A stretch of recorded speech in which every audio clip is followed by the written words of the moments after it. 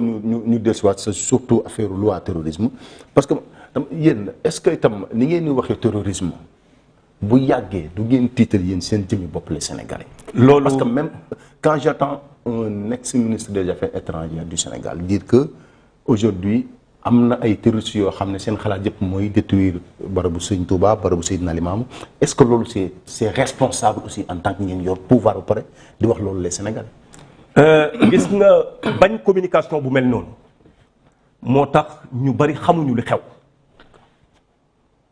bu fekkee ne ay leader nag ñoo xamul li xew ba pare nekk ci place publique bi di informer mal les populations ne terrorisme amu fi parfois nag nga wax nit ñi leeral leen tuuti moo taxoon ma wax la ci njëlbeen problème de sécurité lu jëm ci terrorisme lu ci mbedd mi lañ koy waxtaanee maanaam du loo xamante ne yow presse bi à tout moment diñ ci jot information yi nga xamante ne moo ci war mais nos forces de sécurité et de défense xereñ bi nga xamante ne am nañ ko c'est le moment pour moi ma féliciter leen ci seen liggéey puisque Sénégal nag dafa am un dispositif boo xamante ne force de sécurité et de défense yi ñoo ko jiite waaye am na beneen dispositif d'information de communication boo xamante ne c'est maanaam dañ ko encadrer bu permettre lépp loo xamante ne mu ngi xew ci suñuy frontière ci àdduna bi ba ci suñu biir réew mi dinañ ko filtrer jaarale ko ci normes yi nga xamante ne moom la leen seen déontologie sant ñu def ko di ko liggéey mais loolu nekkul loo xamante ne tey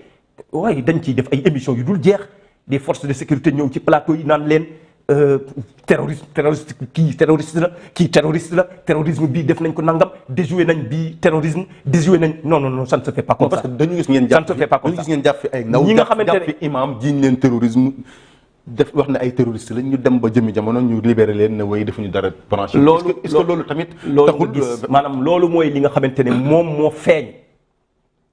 justice dogal ne ñi ay terroriste état boo demee c'est-à-dire tey dans la vie de toujours di nga fi gis ay nit ñoo xamante ne dem nañ justice ñu blanchir leen. mais loolu est-ce que amul. est-ce que loolu du erreur. déedéet du erreur lu toll ne terrorisme. non c'est-à-dire yow xam nga lan da nga war a dellu siwaat ci état ni mu toxee dellu siwaat ci normes yi nga xamante ne ñoo fi nekk c'est-à-dire duñ jël benn exemple focaliser wu ci pour mën a annuler tous les efforts yi nga xamante ne tey defoon nañ ko auparavant non ça ne fonctionne pas comme ça tey chaque jour nga gis nit koo xamante ne dem na tribunal ñu juger ko acquitté ko. est-ce que cela veut dire que ay nit ñu mel ni moom liñ doon jiiñ kooku cela veut dire que loolu ñiñ ko jiiñ ñëpp dara amu ci non déedéet loolu day wone aussi justice bi nga xamante ne au Sénégal bi ñenn ñi bu ñu ko soxlaa taggu ko bu leen arrangé wul ñu ne la justice yi Sénégal amul bu ñu waree daje ji bu ñu waree tey dem ci nekk ci ay jacuzzi nekk ci lu leen neex ba dara fekk leen fa justice war leen convoquer ñu taxaw ne justice amul Sénégal. non bu dee gis nga Ousmane Sonko wax moom askan bi ñoo génn ne Ousmane Sonko du wuyu ji parce que. kan ko bëgg a sànq kan moo woo askan mois de mars. mais kan moo woo ñooñu. loolu mooy réussite. non du réussite. justice bëgg la jàpp loolu mooy irresponsabilité. justice bëgg la jàpp askan bi taxaw ne kii justice. loolu mooy irresponsabilité. loolu réussite la. Abdoulaye Wade le président Abdoulaye Wade ñaata yoon lañ ko fi convoqué ci wàllum justice est-ce que mos naa woo askan bi ne leen kaay leen ngeen xeexal ma pour du ma dem prison. est-ce que bokk na est-ce que kaay yi ngay wax bokk na. Macky Sall. est-ce que lui-même non déglu Macky Sall lui-même kaay du benn puisque ñoom njombe yi ñu doon jiñaate du benn kii daa dugg ci otoom sol capuchon dem ci benn jacuzzi ñu jiiñ ko fa ne dañ xale bu jigéen jiiñ ko fa ne dañ koo violé pour l'histoire politique de notre pays. dafa dem maasu wi. c'est la première fois. da ngay wax dafa dem maasu wi en tant que sénégalais am si droit aussi. mais xale bu jigéen ba fa nekk en tant que sénégalais. accusé ko en tant que sénégalais accusé ko. pourquoi on doit blanchir quelqu'un et maanaam incriminer quelqu'un d'autre alors qu'ils sont tous sénégalais entre deux sénégalais kan moo war a trancher c'est la justice. un irresponsable maintenant bu taxawee maintenant. jël loolu manipuler nit ñi wax leen ne dañ maa bëgg a tëj dañ maa bëgg a xañ élection présidentielle dañ maa bëgg a def nangam te moom ci boppam il est conscient de ce qu'il a fait. parce que da ngeen ko def Karim Wade def ko Khalifa Sall. ñooñu c'est pas la même chose.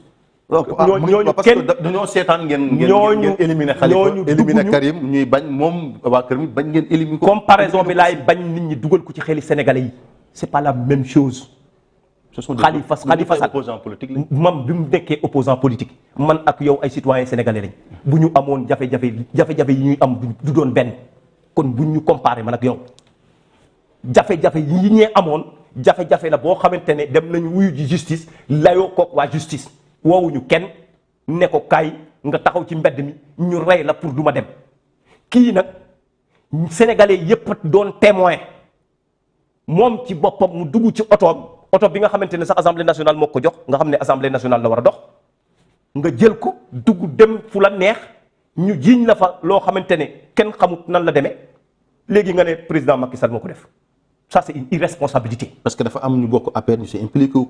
amul kenn ku ci impliqué wu. kenn impliqué wu ñu si tudd aussi ñoo xam ne APR lañ bokk. maanaam moom ci boppam moo leen di tudd rek moom ci boppam moo leen di tudd mais du la indil benn firndeel boo xamante ne ñooñu moom la ci def ba muy accuser moom ci boppam am na droit di sosal ay nit di fomantel ay nit di yàq dere nit ñi moom ci boppam. di comploter nit ñi ku mu sosal ko. Mamour Diallo sosal ko. mais ay fee la wax. ban fee yéen ñii journaliste yéen a demoon mu ne leen këyit yaa ngi nii mos na leen woon ay document ak ay procureur woo. déet ak yéen journaliste yi bu ko wonul procureur. la leen ko woon yéen ñu dem si dossier boobu. loolu moo. c'est-à-dire sëñ Fall xam nga yéen journaliste yi vous êtes témoin de l'histoire témoin de notre histoire ñëpp xam le rôle important que vous jouez yéen seen bopp yéen la woo ci li mu faraloo di wax rek mooy déclaration de presse ba mu ko defee ba pare moom moo waxal boppam ne këyit yaa ngi nii bu ma ko indi woon jox leen ko depuis boobu ba léegi jox na leen benn këyit bu firndeel quoi que ce soit cela veut dire que c'est des mensonges. ñu tax procureur mënu ko woo. loolu yëfi procureur la man li may wax ay faits réels la. waaw li wax loolu na ma procureur woo ma indi. loolu maanaam xam nga loolu yomb la na ma procureur woo. moo indi preuve yi ma am. loolu procureur na ko woo procureur nu mu koy woo koo xamante ne juge moo la war a woo fii nii nga jël Sénégal yëpp amate ko. procureur bu la wooyee ci benn affaire nooy def yow justice moo la woo pour nga mën a dem ci loo xamante ne Sénégalais yëpp dañ cee teg bët yow si sa bopp nga def conférence de presse confirmé ne yaa nga fa woon kon kay li gën a yomb mooy yow nga tekki yow si sa bopp nga demander pour ñu dindi sa immunité parlementaire nga dem lay loolu maanaam dans l'histoire politique de notre pays il a intérêt à ce que justice soit faite. pourtant moom loolu lay laaj. laaju ko justice soit faite laaju ko fenn. nee na justice def liggéey mais na justice bu impartial. laaju ko fenn buggu ko ñemewu ko c'est-à-dire buggul dem justice à chaque fois bu génnee menace rek lay def ci état bi kenn du ñu xoqatal kenn du ñu def nangam dinañ ñu fekk ba ma gis kenn koo xamante ne dina ñëw def nangam woo nit ñi ci ñu war a dem wuyu ji woo. ñëw woo nit ñi ba ay nit dee ci ngay wut kan mooy responsable. est-ce que discours boobu moo leen arrangé c'est-à-dire yéen da ngeen a bëgg opposition boo xam ne nañ sedd mel na sama gars yi may bañ a tudd yéen c'est-à-dire Ousmane Sonko dafa mel ne discours bi muy def di leen attaquer di offenser loolu moo leen neexul yéen da ngeen a bëgg opposition. bu non c'est-à-dire li ma dérangé man des attaques mënu maa dérangé man te gëm naa ne président de la République attaque mënu ko déranger. non puisque quand même il y a d'autres leaders politiques. gis nañ ko muy menacé li xewoon voilà très bien il y a d'autres leaders politiques yu fi nekk mais dañuy dénoncer mais duñu fen c'est-à-dire duñu sos c'est ça la différence duñu jël ñi nga xamante ne aussi ñooy exercer pouvoir bi nga nekk un opposant di leen di menacer ce qu'on avait l'habitude de voir dans notre pays mooy état mooy menacer sax ay opposants mais yow nga nekk un opposant lan la mu menacé woon ñaata kër lañ fi lakk ci li nga xamante ne ay kër yi responsable politique yoo xamante ne tey dañ leen a ciblé dem di leen di lakk pour lan nga yaakaar ne loolu fan mun naa tegu fenn man waxoon naa ko ci benn média dama koy répété waat mu leer bés bu Sonko wootee ñu lakk sama kër du fanaan këram. mais yow